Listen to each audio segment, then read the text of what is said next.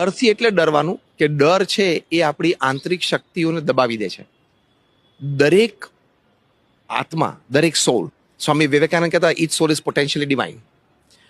આપણા અંતરમાં ભગવાને અનંત શક્તિ મૂકી છે. તો જેણે જેણે શક્તિ બહાર કાઢીને કેવા કામ કર્યા પૃથ્વી પર. ડર છે ને એ શક્તિઓને દબાવી દે છે. રાઈટ 100%.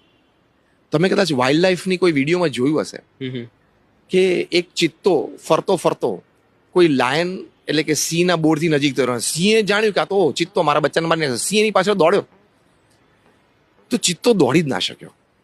અચ્છા. એને ડર આવી ગયો કે માય ગોડ, લાયને મારી ઉપર અટેક કર્યો. બાકી ચિત્તાની સ્પીડ ક્યાં? Is the fastest animal on earth. Right.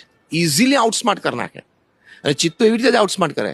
જો સિંહ કે સિંહણને પોતાના બચ્ચા તરફ આવતા જોવે ને તો ચિત્તો બીજા દિશા તરફ જાય અને ત્યાંથી એ સિંહથી નજીક જવાનો પ્રયત્ન કરે.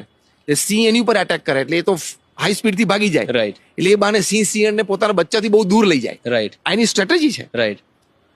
એ સ્પીડ એ વખતે લાવી ના શક્યો. સિંહે એને પકડ્યો અને મારી નાખ્યો. આ એક વિડીયો છે. રાઈટ.